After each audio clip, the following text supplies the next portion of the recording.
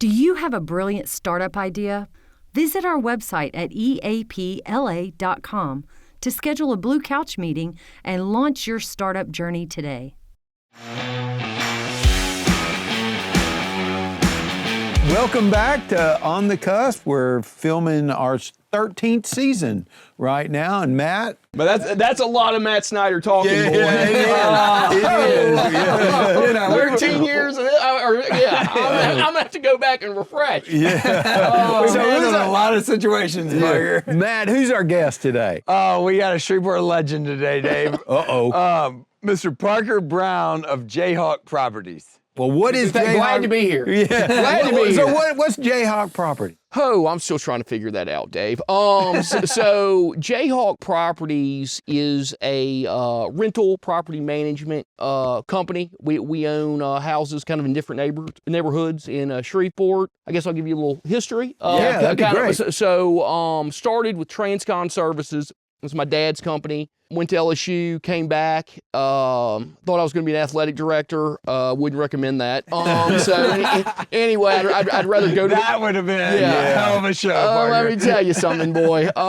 So anyway, Verge got Lane Kiffin. Who knows what I would have gotten. So anyway, so came back and kind of discovered this business that my dad had, and which is say it wasn't really being run to its maximum. Your dad is an attorney. He was an attorney. This was kind so of his, he was kind of doing correct. this as an investment side. This was kind of a side hustle, and so he kind of educated me on Section 8 and how to get tenants and properties, yada yada.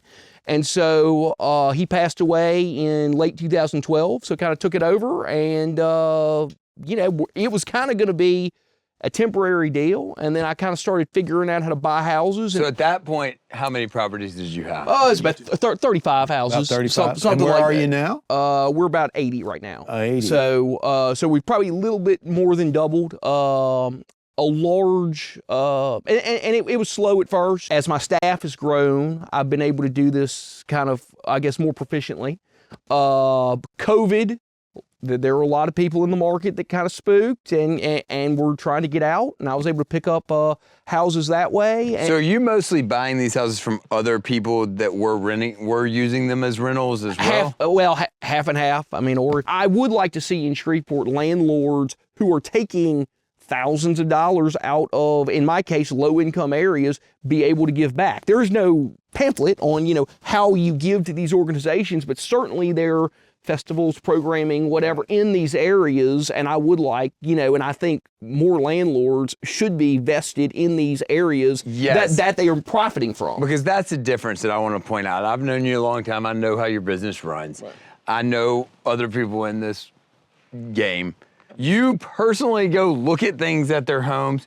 You know your tenants. I've watched you get tenants in jobs. All the time. Well, you're invested in the people who live. Okay, I mean, like right here, this is my number, okay? There is no alternative number. There is actually an alternative number, for a rent house that I've listed, but my number Matt calls me on, my tenants get, okay? So it really rarely is turned off. I mean, that is very different. That's a very different business model. But more than that, you said this coming in. You're on the committee for redevelopment, right? So yes, I'm currently, and please God, let me be just a regular board member next year, but I'm currently the chairman of the Shreveport Implementation and Redevelopment Authority.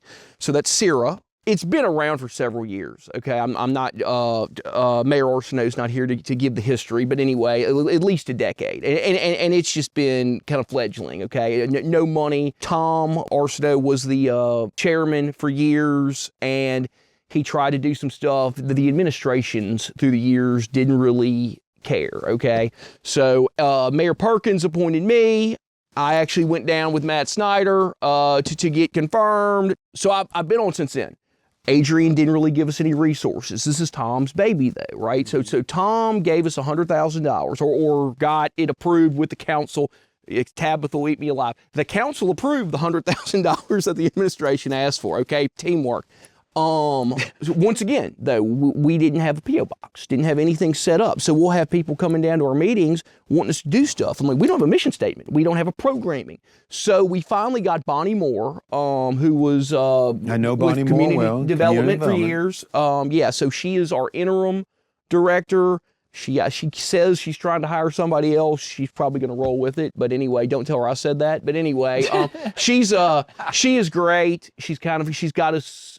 We're set up is where we are. We've got a couple properties, and hopefully we can kind of start doing some stuff for the public. So what does that mean? Okay, so SIRA is tasked with whether we buy blighted property, try to get it back on the tax rolls, whether we clear title, so someone from the private sector can buy that property, whether we guide a developer to property to acquire.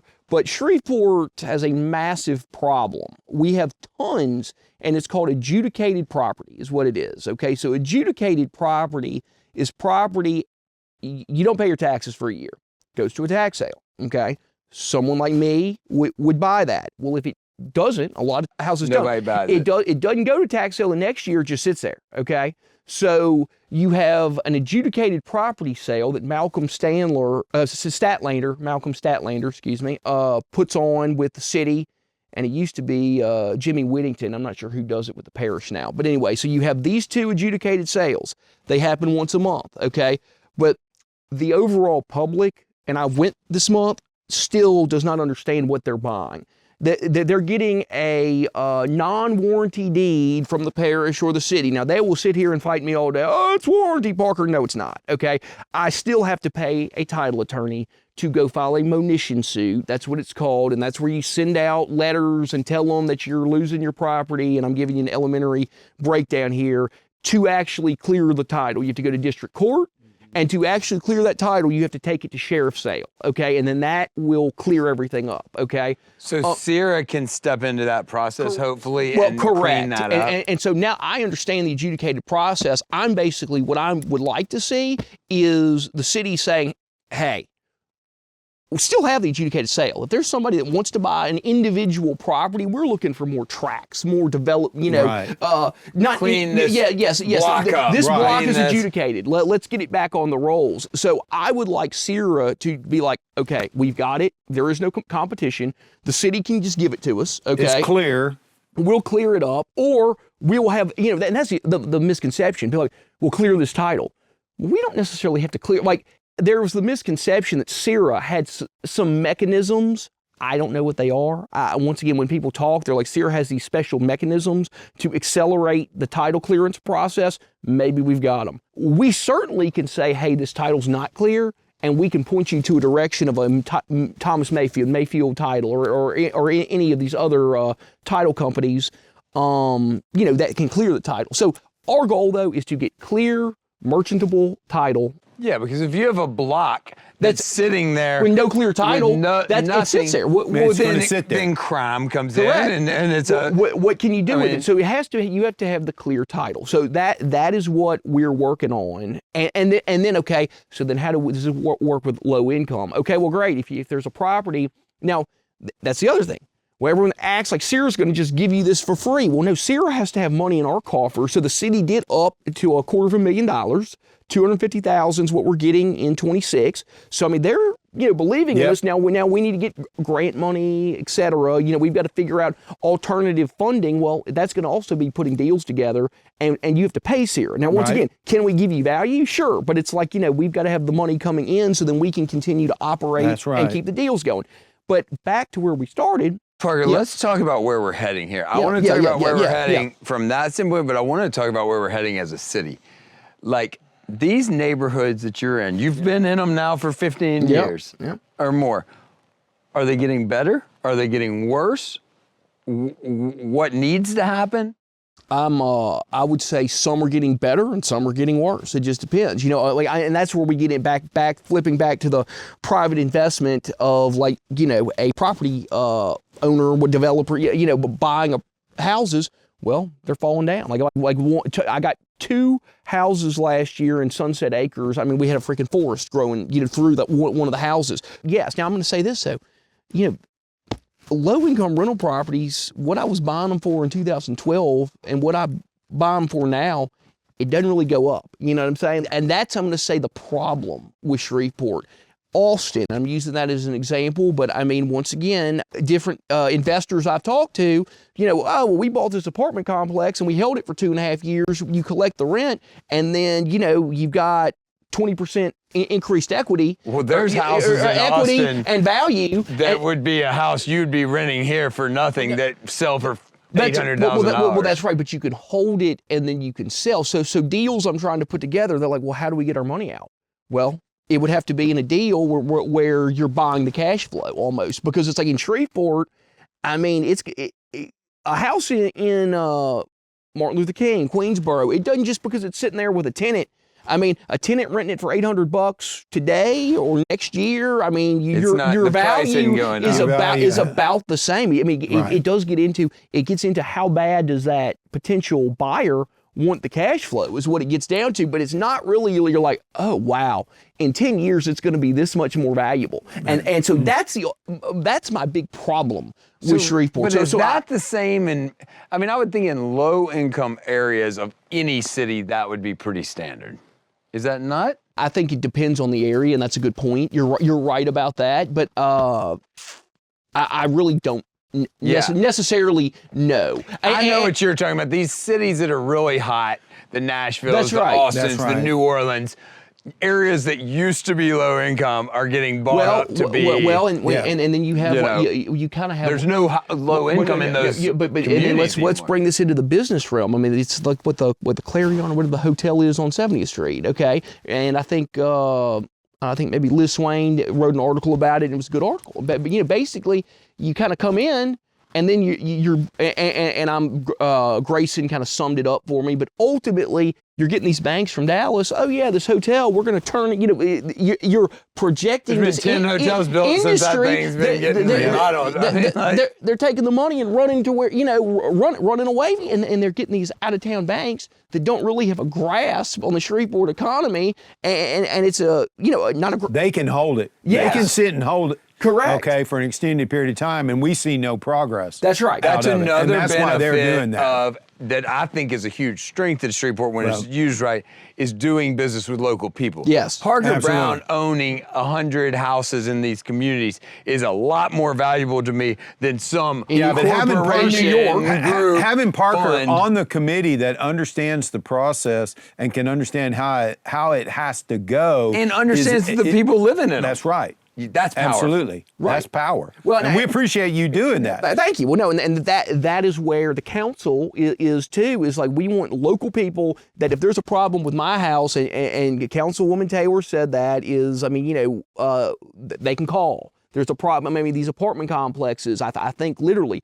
they're boarding them up. You've got two, New York, and it's like the city. It's one on a list of 15,000. And everyone's beating the city up over it, and it's just like, well, there's no recourse. It's a commercial activity. Okay, what do you want the city to do? Right. So anyway, real quick back on SIRA, I am hopeful through the years, we will be able to, get going in 26 here and kind of use that as a vessel to stimulate getting some of these properties back on the rolls and get them back to developers that have a vested interest in improving the situation in all these Shreveport neighborhoods. But that's one of the things going right in Shreveport right now. This whole thing that you're talking about and the way you're going about doing this, that people don't hear about that, okay? They only hear, oh, man, they're doing some by block renovation thing. They don't understand all the work that goes on to do that. Just to get that to go. No, the manpower. And here's the deal. The amount of stuff that was, John Settle, he gave the numbers. The numbers were staggering. Is that life-changing? No, but that was a hell of a deal that the Arsenault administration put on. They should get credit for that. So, 100%. Tom, you're not getting a check, but there's an endorsement. The one other thing I'm going to say, because we have to say it because you're a great example of it. Parker Brown started running this business at 23 years old. We need more Shreveport people doing that. We need more people on boards. When you were appointed on SIRA, how old were you, Parker? 28? So, maybe 30? Call it like 32. Yeah, 32. Yeah. We need more young business people involved in these systems. That is what we need to see. We don't need to just see everybody sitting back. It goes back to what you and I say every time. You can sit around and bash Shreveport That's right. anytime you want, but you need to get out there and do something. Parker's taking his lashes and getting it checked. He's taking the beating. That's right. Let me jump back in here though too. There's opportunities in Shreveport, and once again, do I live in a Dallas and Houston? No, but from friends, from understanding what's going on over there, you have to relatively be kind of pushing retirement to get onto a prestigious board. There's tons of boards in Shreveport where a lot of younger, and I'm talking, 30s, 40-year-old guys have an influence here. And that's another thing. Is that a good thing? I think it is. It is, absolutely. I think you have a lot of young. No, I think you guys and gals your age right now in Shreveport, now's your opportunity to stand up. And because the Daves and the John Georges, and I can give you a whole list of individuals that have served on multiple boards, okay? Yeah. At some point, we got to pull back. Right. Well, no, correct. And I'm saying, look at Matt here. Just from where he has come in the last 10 years, it's unbelievable. So it just, once again, and there's a lot of us out there that are, Parker and I are good at pushing the guys that we know but that are doing business, that are doing well, but they're not engaged. And we have the leaders in our age group have to push those guys to be like, yeah, but what are you doing to make the city better? Yep. Like, what are you doing to make this a place that's it's easy to sit back and criticize. Get in trouble. Well, and a lot of it is it's also easy to sit back and make a bunch of money, but what are you doing to help the progress? That's right. That's right. It's a different. Let's tackle one at a time. Look, there's nothing wrong with making money here. We make money. Absolutely. And look, I'm a capitalist too. I'm okay with that. I want people to make more money. No, let me tell you. We have totally gone so far. I want Shreveport to have a bunch of Porsches driving around all the time. After I fly back into Shreveport after traveling, and then I'm blinded by it's Hargrove country, at the airport. Okay, so after I regroup from that, then we're driving back. Well, every day, this is where we got to improve. You're driving down 20. You've gone to some great New York, Chicago place, and you're like, well, this is depressing, And but there's good groups fixing that. But no, there are good groups, and it's day by day. And it is going to get better, and we just have to keep plugging along. And you know what, though, overall, we don't have necessarily an absolute booming industry, but is Shreveport a pretty good place to live? We've raised kids here. Right, it is. Damn it's straight. Are our schools good? Yes, they are. And they don't get schools don't get enough credit. Schools are great. The restaurant scene for the size is phenomenal. It's phenomenal. Absolutely. Look, we got to end this thing, or we're going to be here all day. We're done.